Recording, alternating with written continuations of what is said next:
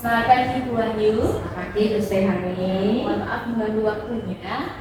Hari ini saya mohon izin untuk melakukan wawancara berkaitan dengan kasus dilema etika atau kebijakan bunga.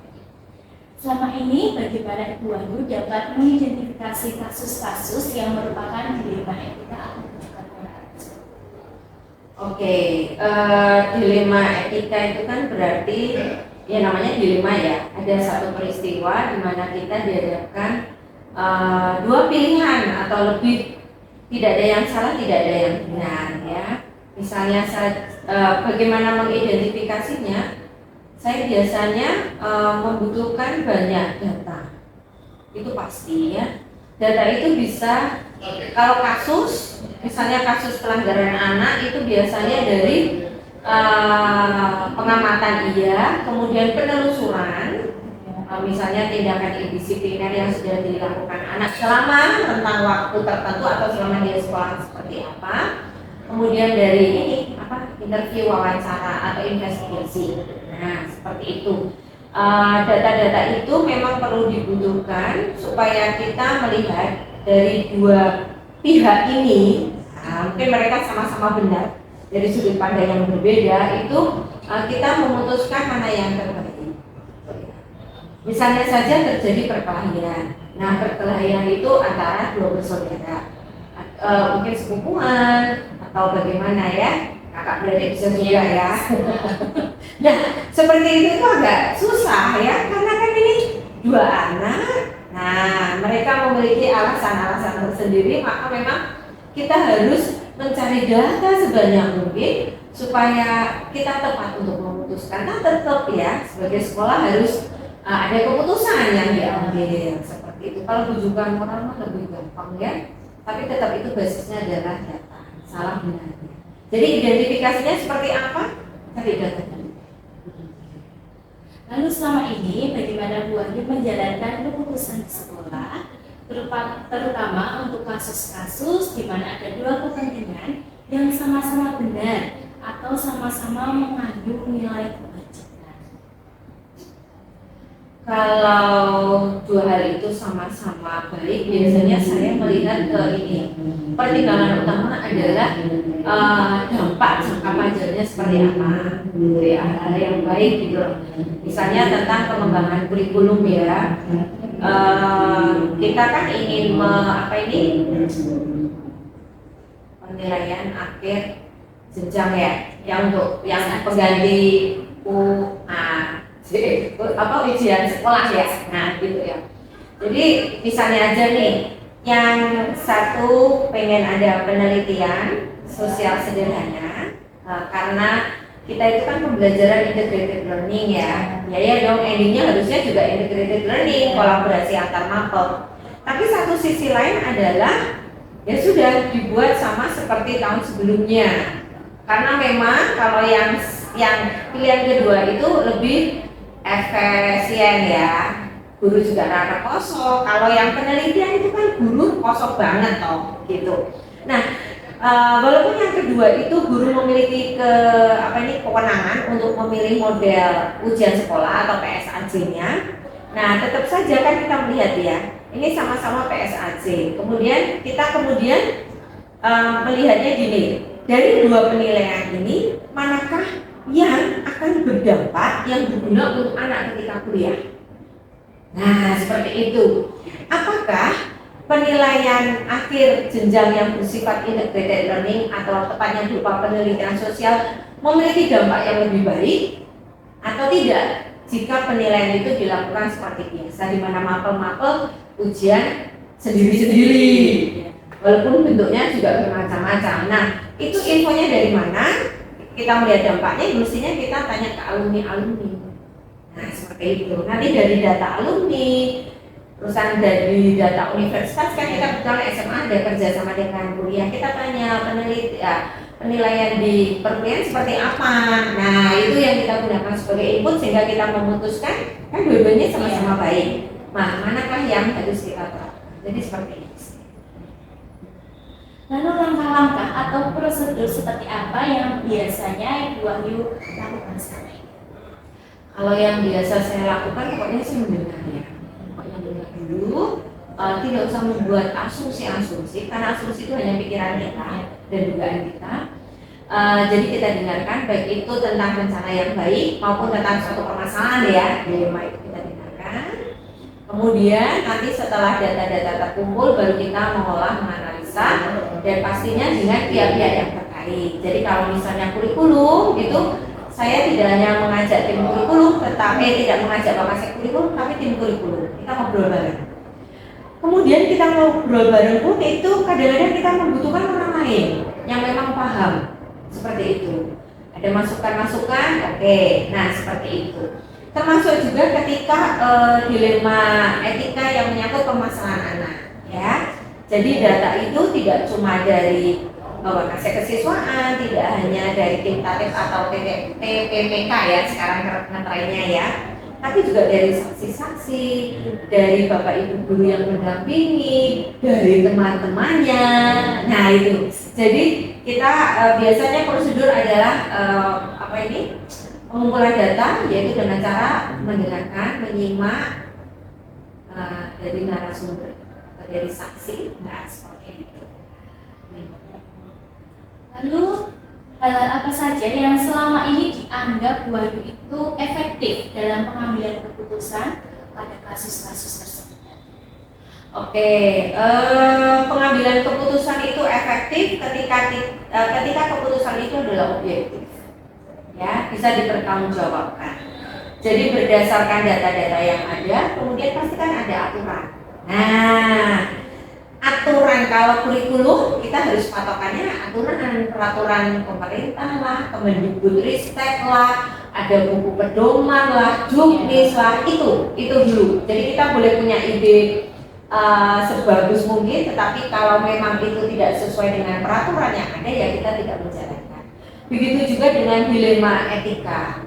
Jadi kita lihat juga pelanggaran ini, misalnya yang tadi saya katakan ya kakak beradik, kita lihat setelah ada data-data, nah aturan yang ada mengaturnya seperti apa. Jadi itu, ya, yang itu yang efektif itu. Jadi data itu kita sinkronkan dengan peraturan.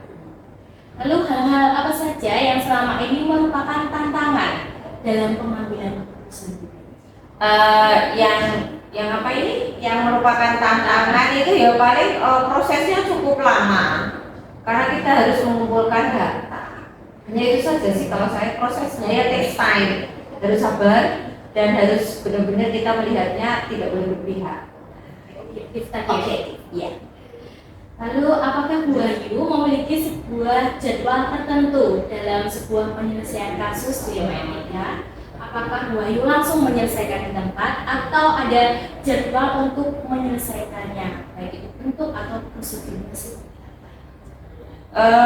Kalau saya biasanya tidak ada jadwal, tetapi ada misalnya ada satu permasalahan gitu, paling lama 1 minggu. Kalau misalnya cukup 3 hari gitu ya. Kalau kurikulum ya kita memang ada tenggat waktu tertentu seperti itu.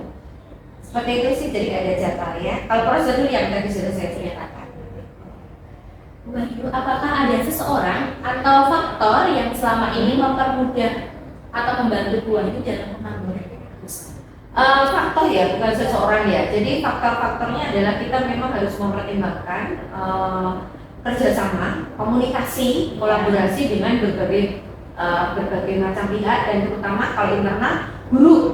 Nah, jadi siapapun itu kalau dia misalnya ya kurikulum ya udah. Nah, jadi kalau kita ngomongin kurikulum ya harus dengan tim kurikulum, jangan dengan yang lainnya. Jadi bukan seseorang, tetapi lebih ke faktor-faktor ya. Siapa yang bertanggung jawab pada posisi tertentu. Nah, seperti itu sih. Lalu yang terakhir ini, dari semua hal tadi, pembelajaran apa yang Wahyu dapat petik dari pengalaman selama ini dalam pengambilan keputusan?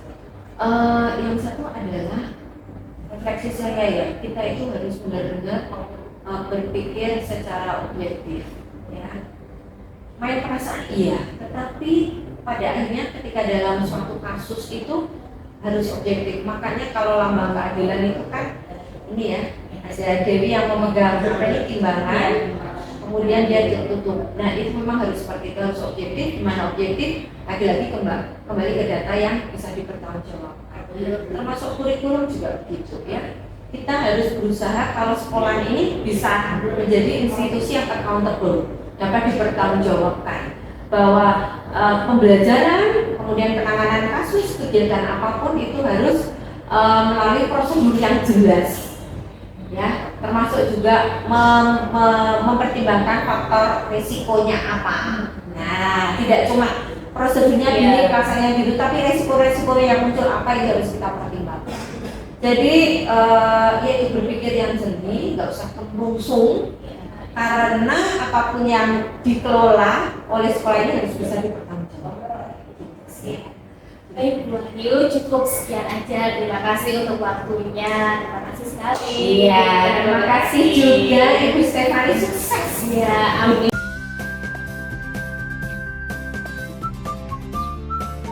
Siang Pak Hedi. Selamat siang. Ya, perkenalkan kami dari tim CGP Angkatan 11 Kota Surakarta. Saya Cini dan ini rekan saya. Saya Stefani dari SMA Regina Baptis, Pak Edi. Selamat datang Bu Stefani.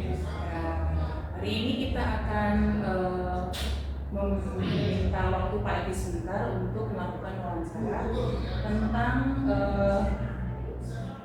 pengambilan keputusan berdasarkan nilai-nilai kebajikan. Oke. Seperti itu. Jadi nanti ada beberapa pertanyaan yang akan kami sampaikan. Mohon Pak Edi bisa berkenan untuk menjawab pertanyaan dari kami. Ya siap. Akan kami coba. Ya. Terima kasih. Ya monggo. Sebelumnya saya akan mengawali pertanyaan Pak Edi. Ya monggo. Pak Edi, selama ini bagaimana dapat mengidentifikasi kasus-kasus yang merupakan dilema etika atau rujukan moral? Ini berkaitan dengan etika tentu ada rujukan moral, berarti ada kepentingan dan ada yang tidak ada kepentingan. Kalau kami yang penting sesuai dengan buku panduan, ini sudah ada tertulis semua data-datanya dan berdasarkan data. Jadi sebelum memutuskan kami dibantu tim yang menangani permasalahan-permasalahan tentang etika itu, baik itu dari konseling, praktik maupun dari siswa. Jadi tidak ada kepentingan apapun, semuanya dianggap sama. Baik, selama ini bagaimana Pak Edi selaku kepala sekolah menjalankan pengambilan keputusan di sekolah ini, terutama untuk kasus di mana ada dua kepentingan yang sama-sama benar atau sama-sama mengandung nilai kebajikan. Ya dilihat dulu mana yang penting atau urgent mendesak, dan mana yang tidak. Jadi yang urgent mendesak itu yang diprioritaskan. Kemudian yang tidak urgent nanti ya dibuatkan setelah yang urgent tadi selesai. Jadi diambil seperti skala prioritas. Ya, skala prioritas. Baik. Terus bagaimana langkah-langkah atau prosedur apa yang bisa Bapak lakukan selama ini mengatasi kasus-kasus tersebut? Ya, kalau di tempat kami kan yang pertama ada pelaporan dulu. Ya. Karena kan kami jumlahnya muridnya banyak, tidak bisa mengawasi satu persatu. Ada pelaporan dari tim kami, tim tatip, kemudian rentetannya panjang. Jadi pengambil keputusan itu tingkat wali kelas bersama tim tatip. Kalau nanti berat ya baru ke kepala sekolah. Kalau misalnya yang terlambat itu ya cukup wali kelas. Kemudian kalau ada kekerasan nanti sampai tingkat kesiswaan. Kalau baru nanti ada pelecehan atau apapun yang sifatnya berat, di sini kan ada poinnya kan pelanggaran berat itu berarti bersama dengan kepala sekolah seperti itu. Kemudian untuk selama ini yang dianggap Pak Edi efektif dalam pengambilan keputusan pada kasus dilema etika. Ya ini berdasarkan data. Itu paling efektif. Jadi datanya seperti apa dan datanya itu harus di cross-check dua belah pihak. Misalnya ada yang bermasalah keduanya, berarti harus kita satu diperiksa, yang satunya juga ditanyai, baru nanti dipertemukan, kemudian tiba baru kami mengambil keputusan berdasarkan panduan yang ada di sini. Jadi kalau berbicara mengenai tata tertib, patokannya ya ini. Jadi berdasarkan buku panduan ini. Tapi pernahkah ada kasus tertentu yang mungkin tidak tercantum dalam buku panduan, kemudian apa langkah yang diambil dari Pak Edi? Ya, kalau ya tentu itu ada ya, karena kan ini kan hanya berlaku di awal tahun. Mungkin selama perkembangan tahun itu ada kasus-kasus tertentu, misalnya mengenai IT yang menggunakan HP kan belum termasuk di sini ya. Kita adakan rapat dewan guru yang bisa nanti memutuskan, karena di sini juga tertulis kalau peraturan itu belum termuat maka nanti dewan guru dapat mengambil keputusan, tetapi rapatnya terus adalah seluruh dewan guru yang ada. Jadi semuanya terlibat. Ya, kemudian ketika ada pergeseran ya berarti kebijakan karena di tengah-tengah kasusnya baru muncul ya. Kemudian kira-kira untuk respon dari orang tua ketika menanggapi itu kalau ada di buku panduan, kemudian apa yang akan Pak Edi sampaikan kepada orang tua sehingga orang tua itu bisa sejalan dengan apa yang diberikan oleh pihak sekolah, mendukung sekolah. Tentunya pertama saya bertanya apakah saat sosialisasi mereka mampu atau tidak. Kan ini mengenai ini. Jadi kalau sudah mampu berarti mereka sudah menyadari bahwa tata tertib ini hanya batasan untuk membatasi anak, perilaku anak. Kalau misalnya ada tambahan perubahan yang sekiranya itu muncul di tengah-tengah, di sini sudah tertulis sebetulnya. Jadi kalau ada hal-hal yang tidak termuat di sini, keputusan itu diambil melalui dewan guru. Jadi kalau ada orang tua yang belum paham, berarti saat sosialisasi buku panduan tidak lalu. Tuh. Kalau tidak tahu ya harus dijelaskan.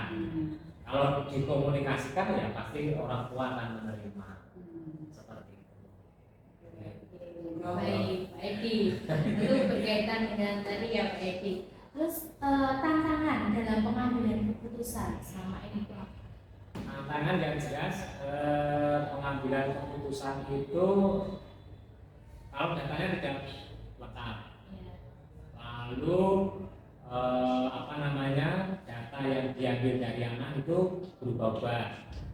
Yang misalnya pemeriksaan awal maunya A, setelah dipertemukan mediasi ternyata berbeda. Nah, itu kesulitan kami kan harus dari awal lagi.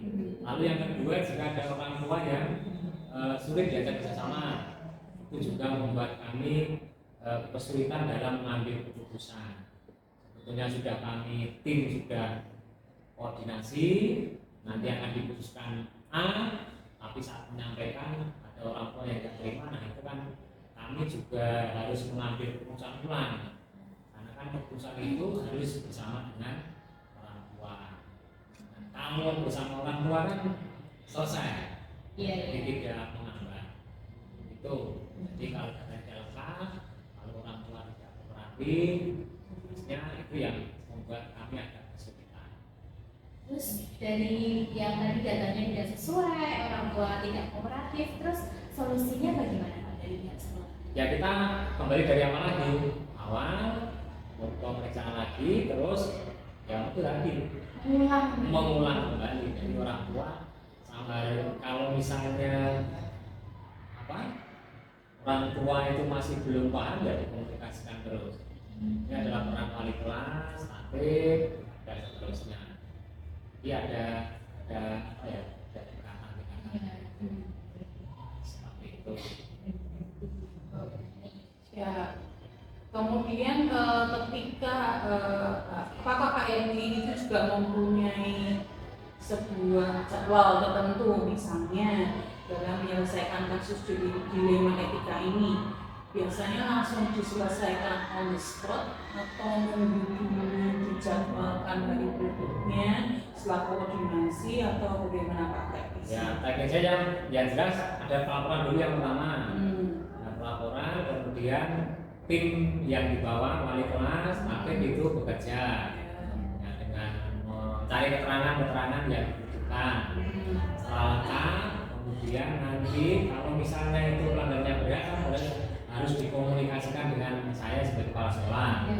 Kalau misalnya tidak berat kan cukup bakat kesalahan itu selesai. Tapi kalau berat harus dengan saya. Nah, itu sebelum memutuskan ya ada dua.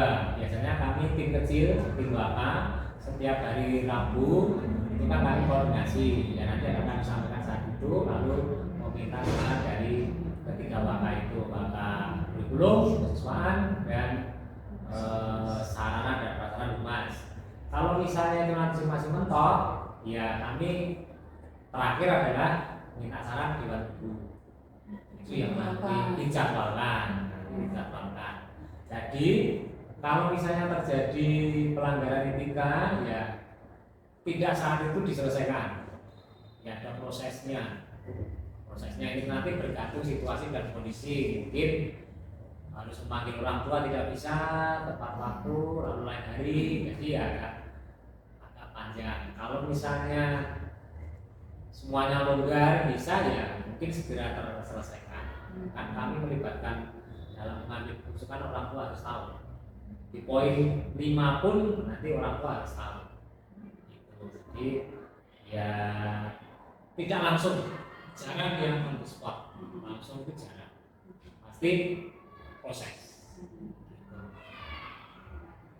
Lalu untuk adakah seseorang atau faktor apa yang selama ini mempermudah atau membantu Pak Edi dalam pengambilan keputusan? Ya yang jelas wali kelas sudah tahu tanggung jawabnya. Itu wali kelas kalau terjadi sesuatu ya langsung koordinasi dengan bapak seperti itu meringankan. Jadi kooperatif kalau wali kelasnya itu bertanggung jawab, ya saya sebagai kepala sekolah diperingankan karena kan apa ya mereka membantu saya dalam menyelesaikan. Kalau yang belum saya lakukan itu rapat wali kelas, memang belum. Nah ini baru mau direncanakan nanti. Nah rapat itu nanti kan kami dapat masukan. Yang tahu siswa itu kan yang utama adalah kan wali kelas. Saya kan hanya melihat, apalagi saya tidak mengajar mereka. Tapi wali kelas kan masih tahu. Nah, seperti itu. Selain wali kelas mungkin ada lagi Pak yang membantu atau Ya tentu saja ini tim AD, tim bakat itu juga membantu. Lalu BK, nah ini BK itu ya juga membantu sekali karena biasanya yang mencari data itu konseling. Itu kan mereka kalau anak-anak itu berbicara dengan konseling kan lebih terbuka. Itu. Ya, kemudian untuk dari kasus yang sudah pernah dihadapi ini Pak, yang benar-benar menguras energi untuk tim memutuskan, itu kira-kira dari Pak Edi sendiri prosedurnya untuk pengambilan keputusan terakhir itu bagaimana?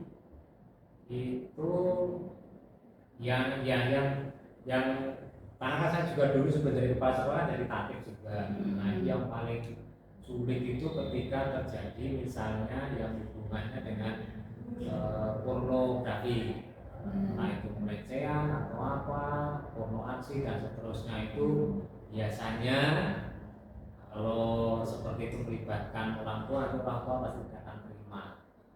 Nanti melebar kemana-mana itu. Bisa juga ada yang malah menuntut dan seterusnya, membawa lawyer. Nah itu yang apa ya, yang sulit.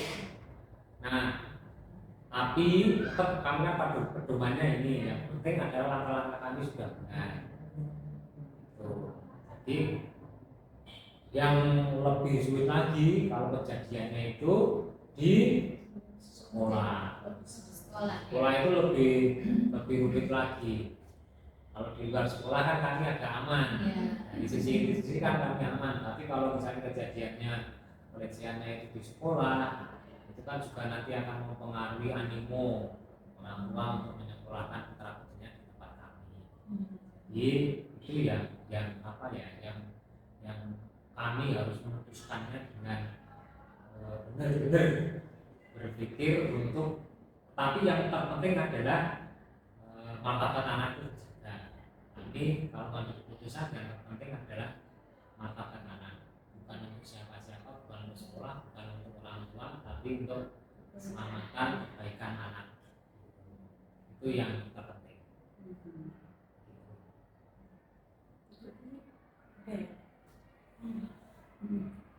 Lalu Pak, dari masalah-masalah itu, pembelajaran apa yang dapat Pak Edi petik dari pengalaman pengambilan keputusan? Ya, yang jelas dalam pengambilan keputusan itu harus adil. Yang pertama, adil berdasarkan data. Itu. Kemudian sekolah harus, terutama di wali kelas, itu harus komunikasi dengan orang tua. Kalau dari awal wali kelas itu sudah baik komunikasi dengan orang tua, maka kalau putranya itu bermasalah itu lebih gampang. Karena kan mau tidak mau kalau sudah kenal itu kan orang pakai lebih enak. Jadi yang penting itu adil, demi keselamatan anak, kemudian komunikasi yang lebih baik lagi ditingkatkan. Mungkin kolaborasi kali ya Mas Stefan. Maksudnya itu kan harus Ya, kolaborasi sama ya, sama guru BK, sama yang bersama. Ini tim bersama wali kelas, bersama dengan tim bapak dan konseling itu untuk mengambil keputusan. Cukup. Baik, terima kasih Pak Edi. Oh, ya, Ya, sama-sama. cukup sekian. Terima kasih untuk waktunya. Mohon Ya, maaf sama-sama. mengganggu.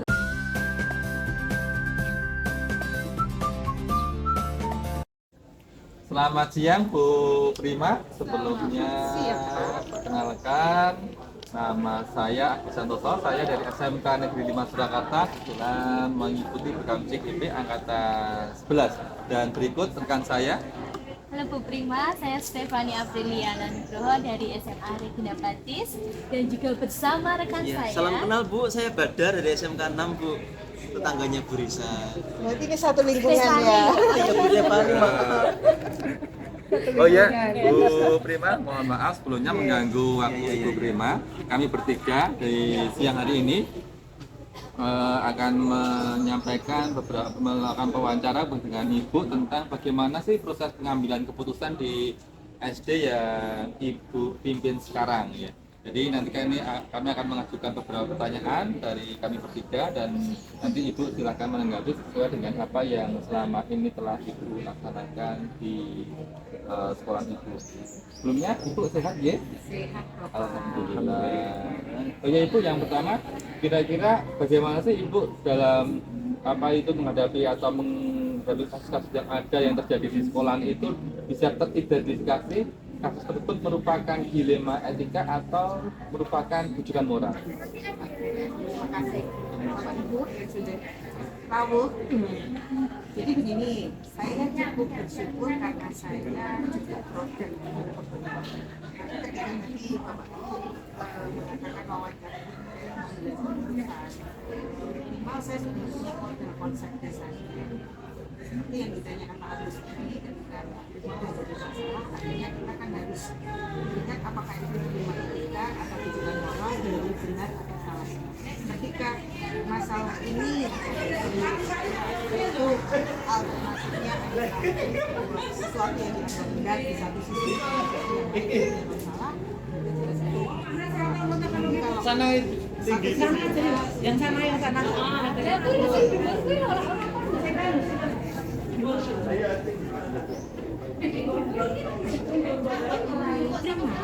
bagaimana Bu Prima selama ini itu menjalankan keputusan di sekolah Bu Prima, terutama dalam kasus-kasus di mana ada dua kepentingan yang sama-sama benar atau sama-sama mengandung nilai-nilai itu. Kita kan juga bisa belajar dan saya di bawah itu juga tahu paradigma seperti apa, kemudian bagaimana kita melihat ketika yang satu ini berdasarkan nilainya masing-masing, yang satu ini regulasinya seperti sama-sama benar diri, harus melihat itu dalam paradigma yang satu tingkat lebih tinggi. Yang pertama adalah mungkin untuk mengambil keputusannya juga melibatkan para pihak dan melakukan uji pengambilan keputusan yang sudah benar-benar Ini melanjutkan pertanyaan yang Bapak ini. Nah, bagaimana Bu langkah-langkah atau prosedur yang Ibu lakukan selama ini terkait dengan tadi? Ya. Kalau di pendidikan itu sendiri kan kita ada 9 langkah untuk menguji keputusan. Real secara konsep seperti ini, tetapi dari pengalaman saya menjadi pemimpin sekolah saat ini, jujur saya belum benar-benar melaksanakan 9 langkah itu. Karena real yang saya lihat ketika saya sudah melakukan 2 atau 3 langkah, saya sudah berani mengambil keputusan. Karena mungkin kalau kita benar-benar menggunakan 9 langkah itu kayaknya terlalu lama pertimbangannya. Ya memang itu idealnya seperti itu. Tapi biasanya ketika nanti saya 2 langkah, 3 langkah, kemudian saya melibatkan beberapa teman yang mungkin terlibat di dalamnya untuk kita ngobrol bersama, duduk bersama. Saya mencoba memahami mengapa masalah itu terjadi atau bagaimana. Akhirnya tidak semuanya saya jalankan. Jadi mana yang dilaksanakan tergantung konteks masalahnya. Misalnya saya ambil contoh ketika ada kebetulan di tempat saya juga memiliki seorang ASN.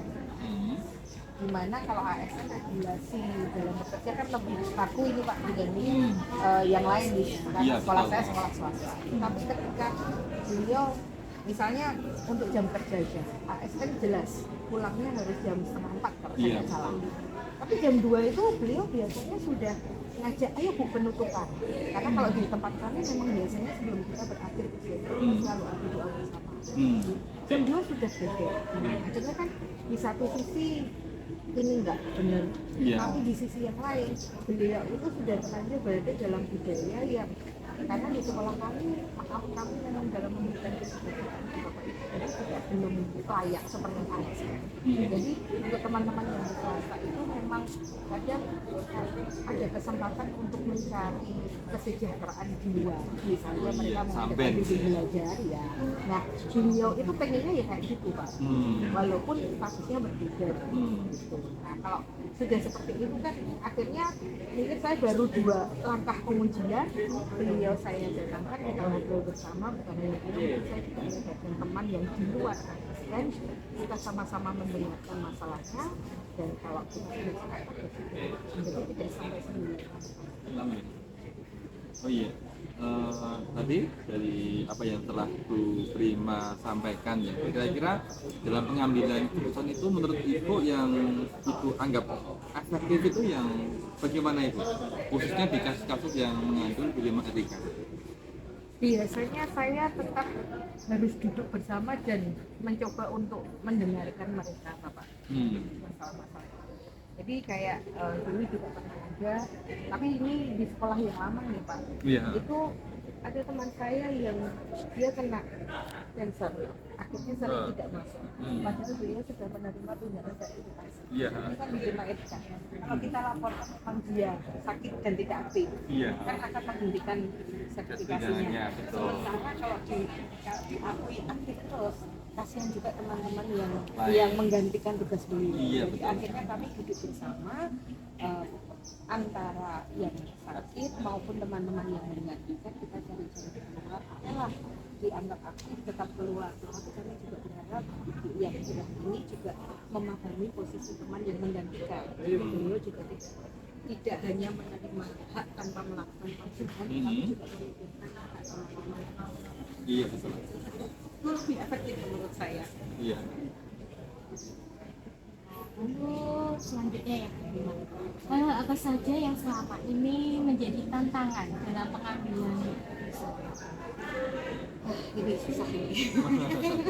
Tantangannya adalah ketika dilema etika yang terjadi itu sudah mengarah pada budaya yang nggak sehat.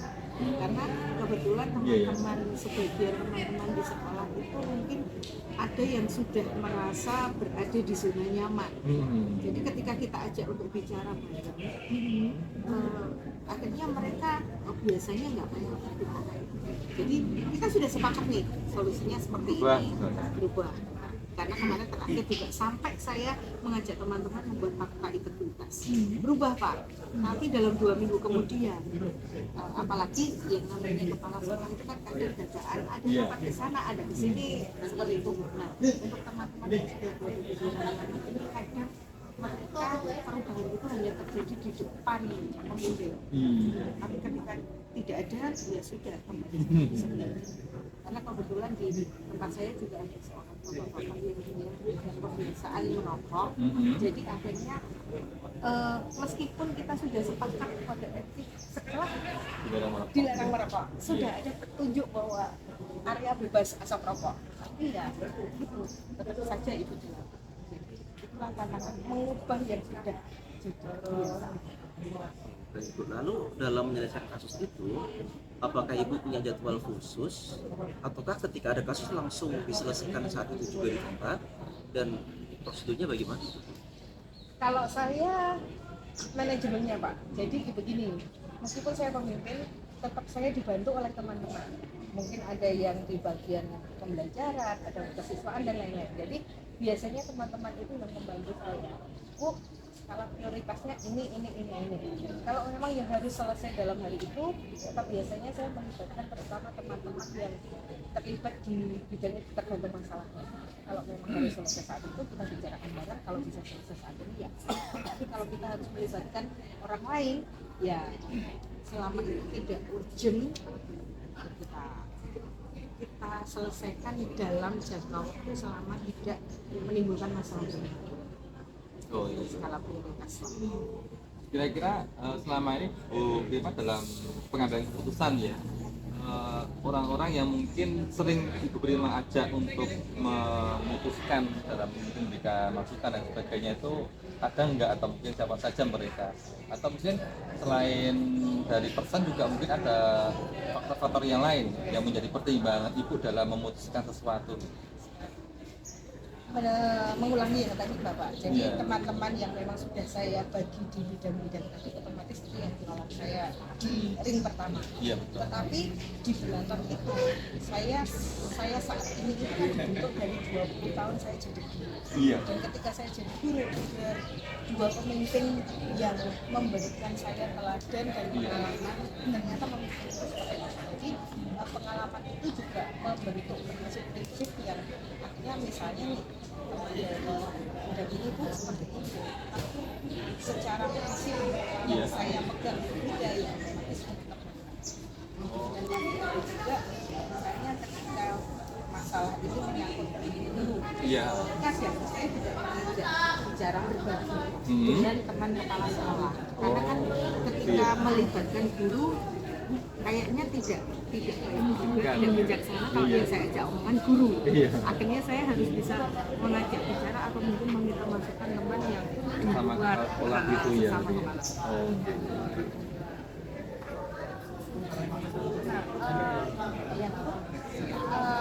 Pembelajaran atau makna yang Prima petik dari yang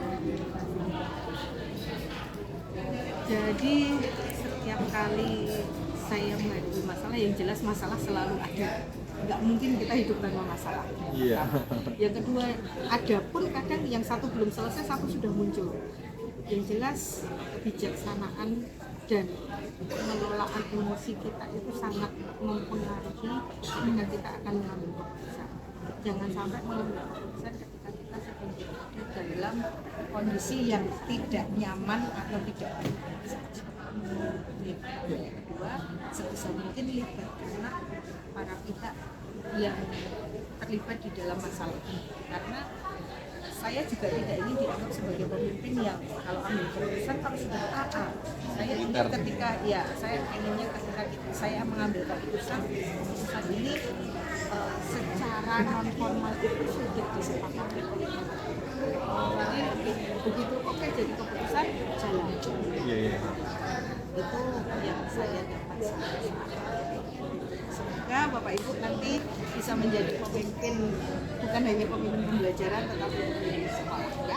Amin. Terima kasih sekali Bu Prima, banyak sekali yang sudah Ibu sampaikan. Mudah-mudahan kami hari ini bisa menyerapkan dengan baik dan bisa mengimplementasikan Bu ketika suatu saat kami dapat amanah jadi sekolah-sekolah terpenuhi. Amin. Terima kasih Bu Prima. Matur nuwun, ngapunten banyak banget waktunya. Semangat.